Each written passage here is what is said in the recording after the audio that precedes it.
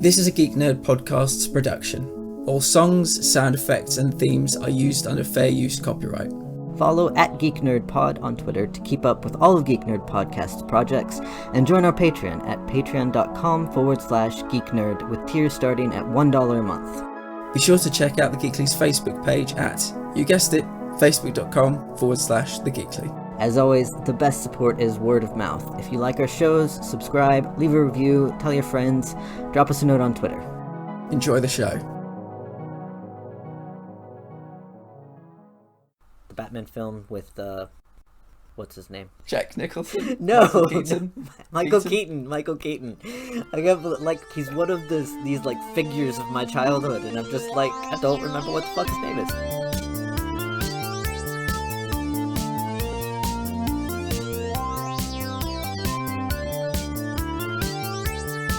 Welcome to Q&A number 3, everyone. My name is Jules. I'm Lex. We asked everybody to submit some questions as geeky as possible, you know, fandoms, geekdoms, that kind of thing. And we got 6 questions from some from patrons, some from followers on Twitter, some from fellow podcasts. We thank you all.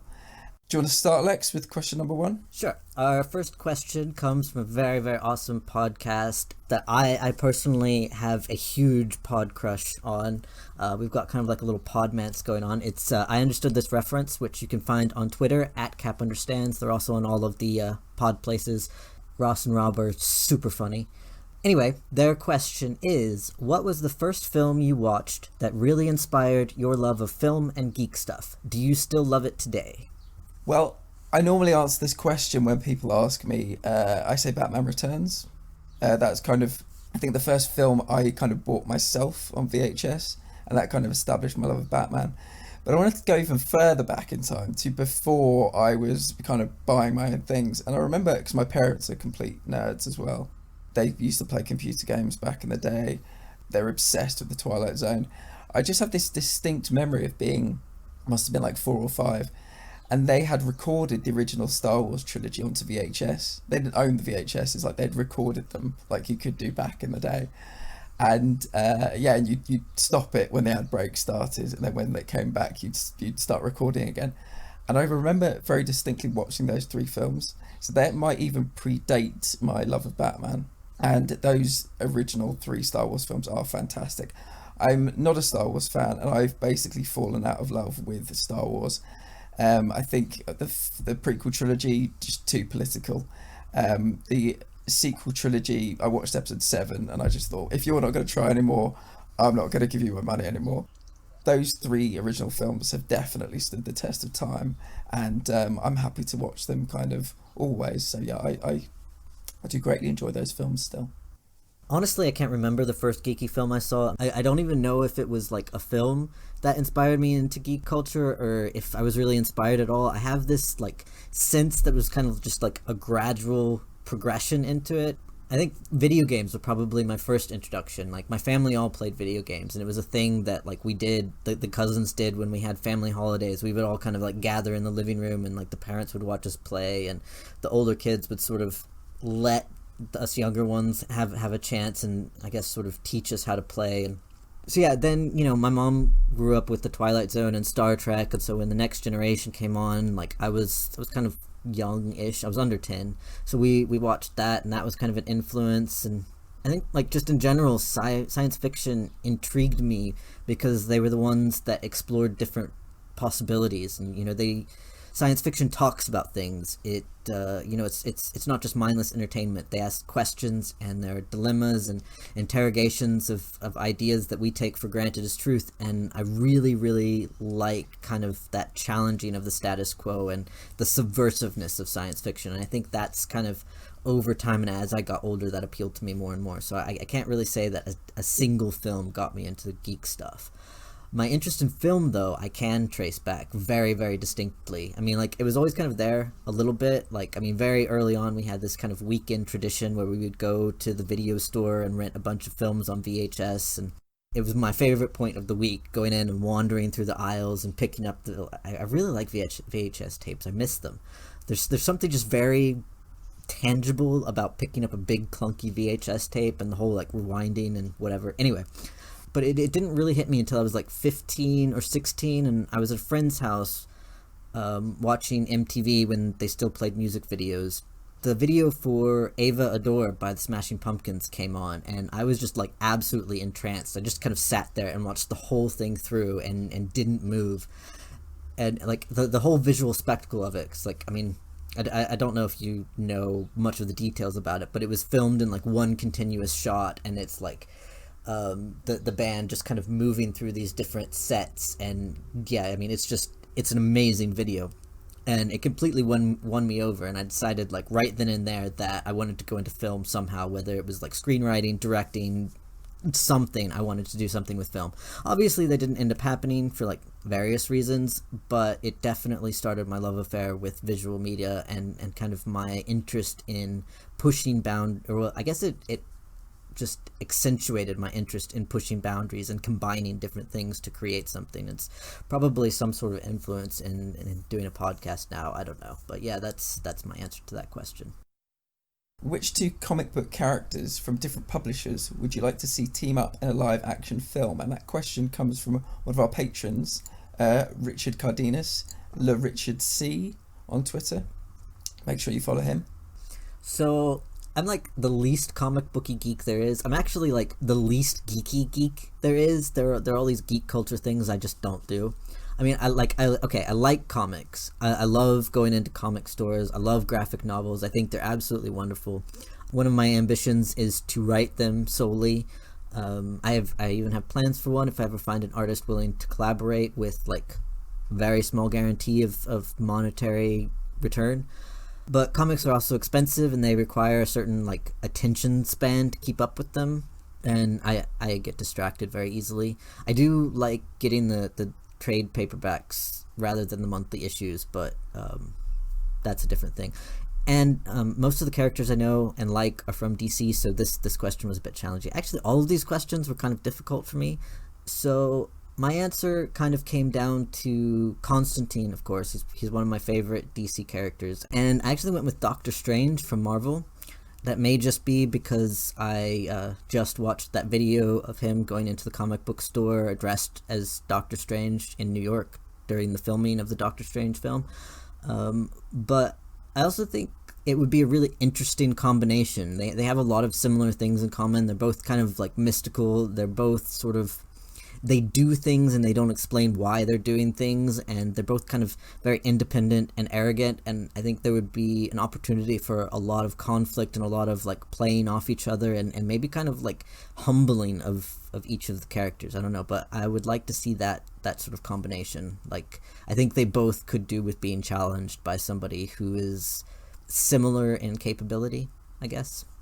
And I'm assuming that would be the Matt Ryan and Benedict Cumberbatch reprising their roles for the this live action. Oh, definitely. Matt Ryan is the only Constantine as far as I'm concerned. And, I mean, Benedict Cumberbatch is the only Doctor Strange I've ever seen because I've never read the comics. Yeah, the two of them together, I would really enjoy that. Yeah, I think that would be excellent. Mine is two different characters, but for very similar reasons. I've actually gone for Bruce Wayne and Tony Stark, as opposed to Batman and Iron Man.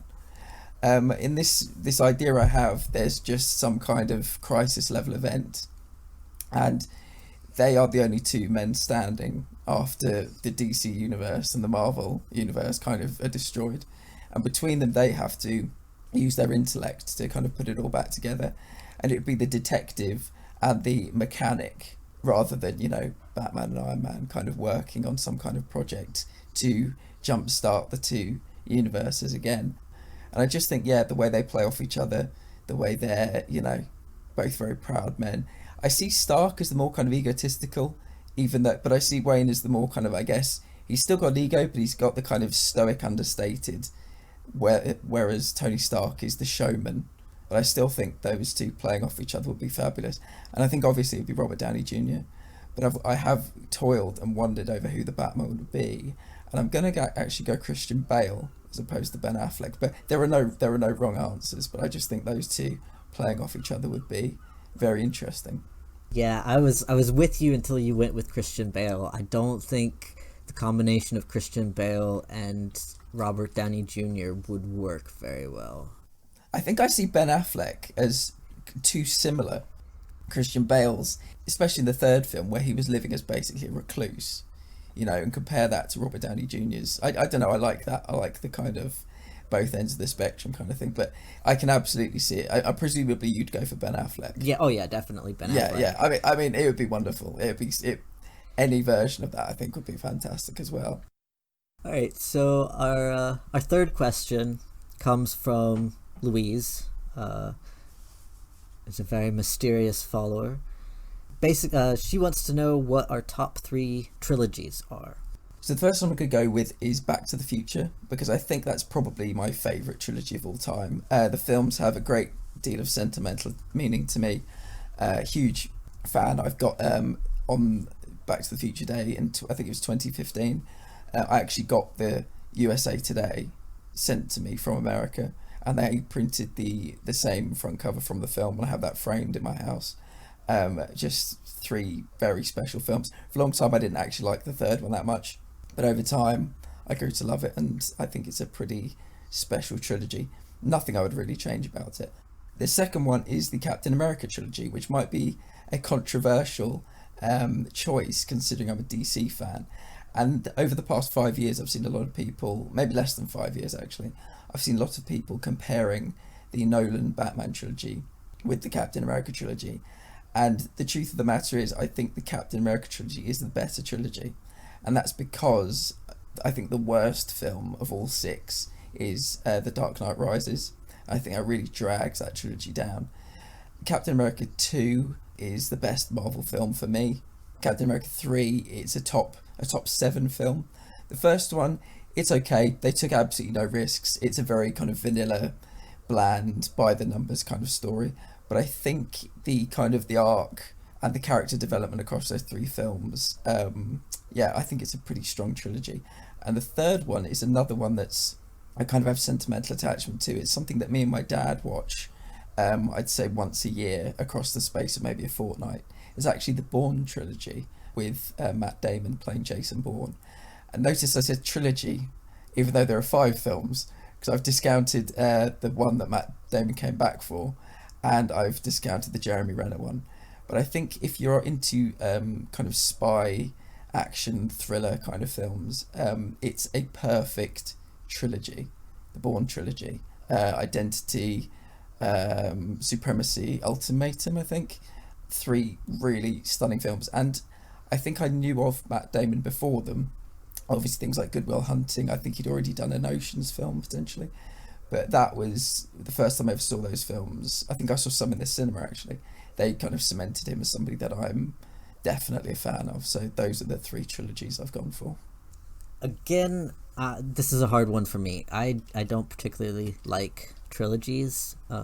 Mostly I don't think they stand up through the whole series. I don't know why that is, but I had a really hard time thinking of a third installment that's just as good as the first. It seems to be like they kind of give up in the second one. The Dark Knight trilogy is a good example. Like personally, I think they got them in the wrong order. The Joker film should have been the last one, because like anything that came after that was just going to be anticlimactic. But that's a different conversation. So yeah, in terms of like really good trilogies, the only one that actually comes to mind is the Passage trilogy by Justin Cronin. It's post-apocalyptic, of course, and it's about vampires, of course. Even though the vampires are kind of more like zombies in a way, and they're not completely immortal. And I mean, like we reviewed the show on this, but basically, the vampires in this are a result of a failed military experiment that escapes, and the books are non-linear, and they have like found artifacts, kind of similar to like World War Z, the book, not the movie. It's kind of academic. Cronin himself is also an academic as well as an author, which I appreciate, being kind of similar and having very similar interests that he has. But basically, I like it because he does something new with the genre, and I mean that's kind of a recurring theme with me. I like people who push the boundaries. Each of the books builds on the last one. The quality of all 3 is pretty equal. There aren't any major plot holes, and the plot actually remains consistent throughout. You don't find out something in book 3 that really should have been mentioned in book 1. it's very well constructed, and I'd even be inclined to like reread the whole series, which is something, because like I thoroughly examined and picked it apart for my PhD thesis. So the fact that I would go back and reread it is kind of a big thing. In terms of my other two, like I picked them not necessarily because of quality. My number two one would be the original Star Wars trilogy, and kind of similar to your picking of the Bourne trilogy, this is purely sentimental. I didn't actually see the original Star Wars films until they got re-released in theaters. Like I had no introduction to Star Wars until that point, and I wasn't particularly interested in it either. I was very much a Star Trek kid. And when my dad found out that I'd never seen them, he was appalled, and he said this was, a crucial part of my cultural development to see these. So every time one came out in the cinema, we went to see it in the cinema, and then afterwards we like went out to eat and talked about it and stuff, and it was kind of like this weird bonding thing. So yeah, like the original Star Wars films, actually, like as a result, the whole kind of Star Wars franchise has a kind of an important role for me. But yeah, that original trilogy, I think, is it's pretty good, and it's amazing how well it has held up. Like when you look at other films that were made around the same time period, and you watch them now, and they're just hokey and ridiculous, but the quality of the Star Wars films is still very much there, even though they're like 40 years old now. The last one, I did think about the Dark Knight trilogy, but as you said, The Dark Knight Rises is just horrible, and I couldn't in all conscience recommend a trilogy that really only had two good films. I also considered Aliens, but I discounted that because it's technically not a trilogy. I know originally it was released as a trilogy, but there are like 5 films in there now, and so like there were a lot of things that I would have gone with, but ended up not choosing because they aren't actually trilogies. Basically, I was left with the Matrix trilogy. Again, the last film isn't the best. The series kind of falls off towards the end. The first one is really interesting, really great. The second one is kind of okay, I'm here for this. The third one is sort of, yeah, I saw that ending coming, but it was also a really brave thing to do. It pushed a lot of boundaries. It created an interesting world. It created interesting characters. So yeah, I think it's probably like my number third, but they're all very far they're all spaced out very far from each other. So like Justin Cronin is my immediate go-to. Star Wars original trilogy is like my sentimental reasons, and the Matrix trilogy is kind of my technical appreciation. Okay, question 4 is from Farah, who is at Shelly239 on Twitter. How do you think the new Batwoman will affect the show as a whole? Which is a very interesting question, and it's something I've actually been thinking about a lot over the last couple of months. It is a very interesting question. I've actually been thinking about it as well, which is interesting. The short answer is honestly I don't know. I mean, I haven't been keeping up with the first season because it didn't grab me. I know you said that like after we stopped reviewing it, it kind of picked up towards the end of the season, but I mean, to be perfectly honest, I only showed up for it in the beginning because of Ruby Rose anyway. Just the whole CW Arrowverse has frankly just no longer interesting. I feel like the more they've expanded into different shows, the less they've focused on plot and character, and the more they've kind of been into this whole interconnected universe, which is cool and great and everything. I appreciate a good interconnected universe like anybody, but like all of the shows have kind of the same stories and the same tropes and the same kinds of characters over and over again, and again, as I've said with every question, I want something new and different. With this casting, there are a lot of things I like about it. I like that we're finally getting a POC superhero as the kind of headliner. I know we've had like Wally West and other POCs as part of a team, but I like that she's the titular character. I like that she's still being played by an LGBT character. The actor is bi instead of a lesbian, but I think Ruby Rose is actually non-binary. But I like that it's being kept within the like queer community. I think that's very important for just queer people in general. It's good that we have a queer character on screen, but it's even better that it's played by an actual queer actor. I also really like the character description for I think it's like Ryan Wilder is her name. But she's basically unlike anyone in the Bat fam we've encountered so far, which I think is going to be really good for the story and a nice change from the stoic, moody affect that they all have. But, like, she lives in a van with her plant, and, after reading her description, I kind of just want to hang out with her. So, yeah, I plan on checking out Leslie's performance. So in that respect, they might even get a viewer back into the fold with this new casting. In terms of general reaction, though, like, we've already had a lot of pushback about Leslie's casting. People say Batwoman can't be POC. Batwoman is supposed to be related to Bruce Wayne. Like, all of his relatives have to be white. There's been a lot of disappointment over losing Rose and Kate Kane, which is fair enough. But at some point you have to get over that. And I think when season 2 airs, there's going to be a lot of hypercritical reactions just because it is new and it is different. And, like, let's be honest, the geek community really, really does not like new and different. But hopefully that kind of knee-jerk reaction to the casting and the change won't have a detrimental effect on the show or Leslie's role in it too much. I'm really hoping that she is given a chance to make the role her own and be a successful superhero. I'm definitely rooting for her. I think it's going to be a very big impact on the show. And the thing I keep coming back to is the fact that all of the main cast are Kate Kane's father, Kate Kane's friend, Kate Kane's ex, Kate Kane's stepsister or half-sister. And the fact that they're not recasting Kate Kane, which I was kind of hoping they would in the beginning, because the whole show would seem to fall in on itself if there wasn't a Kate Kane. I don't know how it's going to go, and now they've gone with a different character rather than recasting. I think the impact's going to be huge. I can imagine every storyline they ever had has had to be kind of totally rewritten, because we have to figure out why this character is now suddenly, all of Kate Kane's family are going to kind of attach themselves to her. I don't know how it's going to go.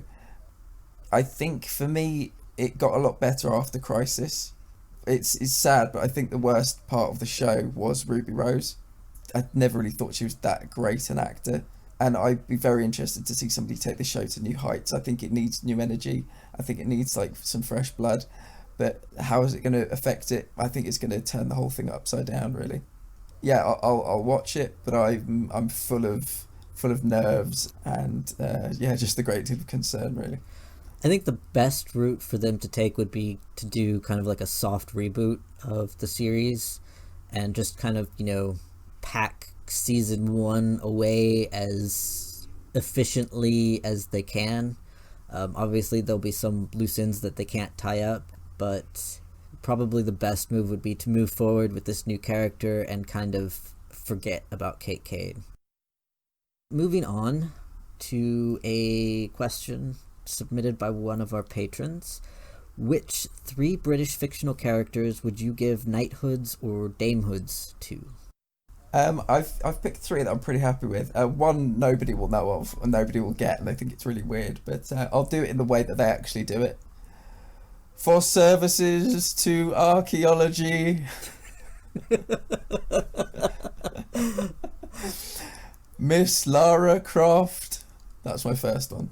I think a damehood for Lara Croft I think it's about time. Been around since like the mid-90s, I think. A real quality fictional character. I think that one will be richly deserved, actually. For services to, I wasn't sure what to list him as, but I've gone for services to catering and hospitality. Alfred Pennyworth. He's put up with so much in his life. The dude needs a holiday.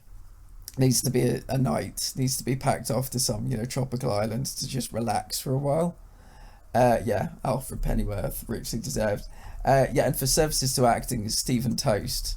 I think his middle name's Gonville. Stephen Gonville Toast. Just a TV character over the last kind of 5, 6, 7 years that's really latched onto me. Means a great deal to me.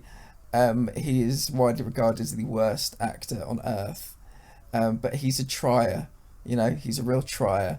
And I kind of have a soft spot for him. Played by Matt Berry, who I also love. So those are my 3 choices.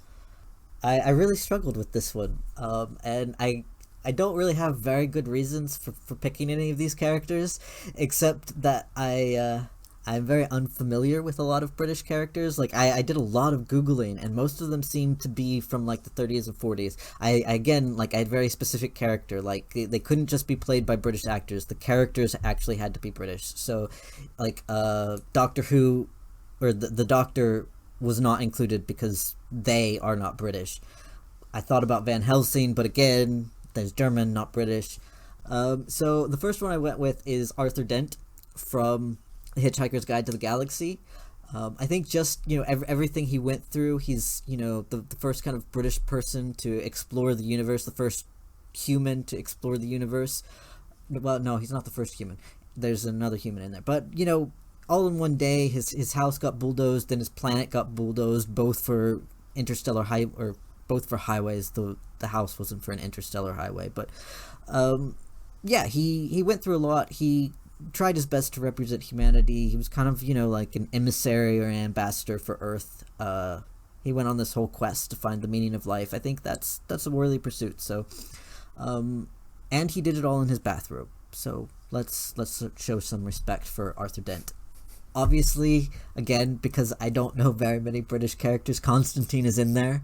I don't know what he gets a knighthood for, but I just feel like, protecting the world from demons, again, that's a noble thing to do. So yeah.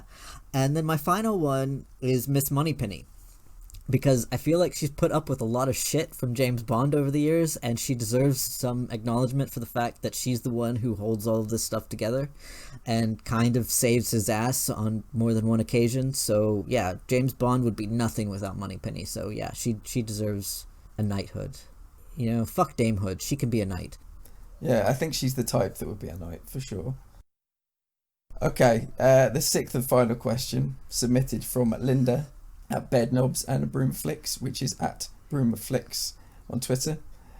If you could live in any fictional world, game, movie, show, book, whatever, which would it be? See, the problem is most of the fiction I consume is post-apocalyptic in some way, so I'm sitting here thinking, like, do I really want to live forever in a post-apocalyptic environment?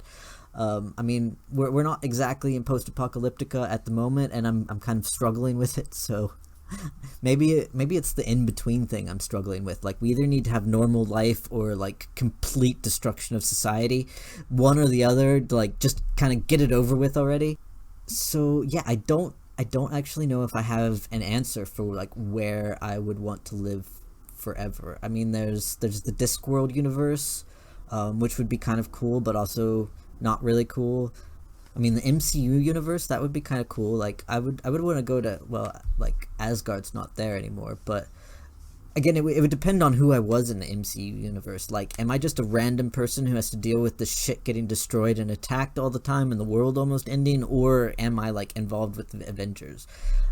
Again, same with, like, the DC universe. It would be kind of cool to, like, hang out with Alfred. I think he's a neat guy. I would listen to his stories. If I could be, like, if Alfred was like my grandfather, that would be awesome. I would go live in the Batman universe. Cowboy Bebop. Yes. Okay. I will live forever in the Cowboy Bebop universe. That's my final answer. Even now, I've got two written down, and I'm still trying to figure out which one I'm going to go for. I think the runner-up will be Rapture from BioShock, which I think would be really amazing, an amazing spectacle to live, like, in a city under the water. Obviously, things go to shit at a certain point. I might have tried to take the last, is it like bathysphere or something, out of Rapture just before the worst came, but I just think that'd be pretty fucking amazing. But I think I'm gonna have to go for Kanto.